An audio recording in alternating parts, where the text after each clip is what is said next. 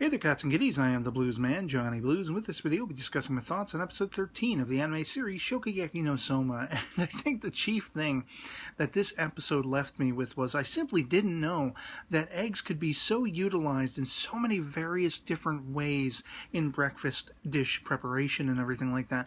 How versatile an ingredient eggs are. I just simply didn't know. I'm coming from a background of I've seen, omelets being made, scrambled eggs. My mother used to make a dish called egg and a bread, and with cheese and everything like that, kind of similar to some of the things you see in this episode. But quite frankly, it's like eggs Benedict and these souffles, and you have basically the Aldini boys using a sort of Italian flavor to make a salad. I didn't know that these were so versatile an ingredient, and everybody is really bringing to the table something unique and different to their own style, Megumi as well. And this comes after basically, after a long day. One of them notices that in the timetable there is no sort of lights out curfew. And this coincides with Dojima calling everyone to the hall, get in your uniforms, come to the hall. And he outlines they have the entire night to come up with a breakfast menu that will have to be utilizing specifically eggs, but will have to be a buffet style, and they're expected to make like over 200 dishes because they have the entirety of like everyone there vacationing, the families, people who work with Totsuki, and all these different judges. They're all going to be judging the final product of whatever dishes they yield. And it's interesting because you see everybody just rising to the challenge. Arina, Megumi. I like that you saw Mito in there. Her dish seemed to have won over the judges as well. She will continue on.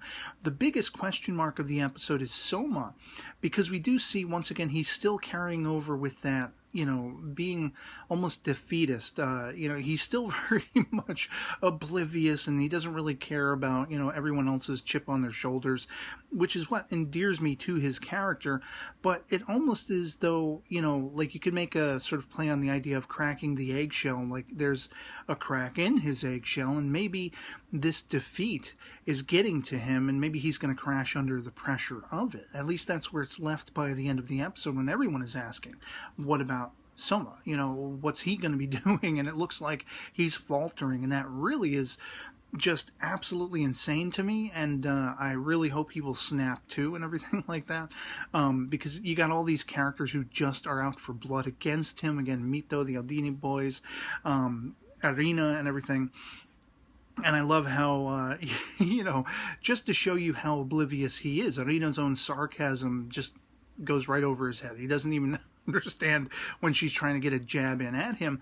I loved, for this episode, they really went over the top with all of the dream sequences and people's food-gasming, reacting to the dishes and everything. Once again, you had at the beginning Satoshi's dream sequence of all of them coming home and just barely surviving this whole hotel aesthetic, and you got Soma looking like he's straight out of Fist of the North Star and stuff like that. And it was hilarious. I think the most intriguing aspect of this episode were the two new characters that were roving around and trying to get up in everyone's faces and trying to be intimidating, Alice and Rio. I only just happened to chance a glance at their names on a Facebook fan page of this series, and I don't know anything about them other than the fact that in this episode, as we see, they're trying to get up in everyone's faces. And it seems like the Alice character is the one that's really, the proponent of that, of trying to be intimidating. She's like trying to calculate how intimidating they can look. With the Ryu character, she's like, she walks into him and she accosts him about, why aren't you carrying the brass balls that make you look intimidating? Why aren't you standing to an angle behind me? That's the way you look the most intimidating. And this after confronting Soma and everything, she confronts all a bunch of different characters in this episode, and it seems like she has a definitive chip on her shoulder, and I would almost say there is a pointed nature toward Arina, like she has some idea of, taking Arina down in a similar fashion to Soma, where Soma's just kind of, it's fun for him. It seems almost as though as people are gunning for him, this chick, Alice, is maybe gunning for her. And she's maybe trying to connect with people who could potentially stand against Arina. That's kind of the impression I got in this episode because of the way she accosts Mito and says, oh, you were, Arina's lackey. And she goes against Soma, who she's not very impressed with, but he has gone this far in the scenario, and he's time and again being sort of adversarial toward Arena. So it seems like these things are catching her interest, and the question is why by the end of the episode, and what's up with this Rio character that is partnered up with her and is just meant to look, sort of intimidating in the background. I get a big kick out of that, like she's scolding him. Stand at a certain angle, to look as intimidating as you can.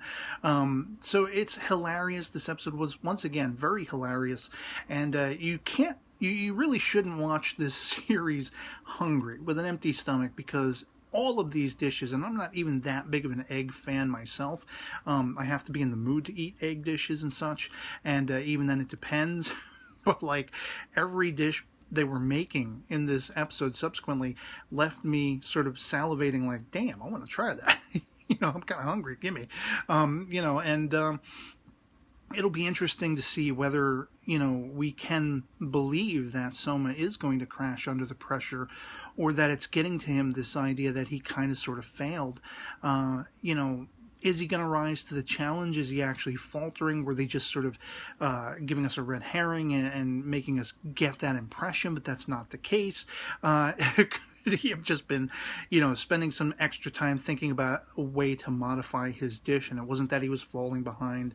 All these things come into play, and you have all of these characters, intriguingly so, as I say, gunning for him. They're out for blood against him, and the last thing they want, ironically, is to see him falter and fail now, because that steals from them the chance for them to whoop his ass. And I find that absolutely hilarious and compelling.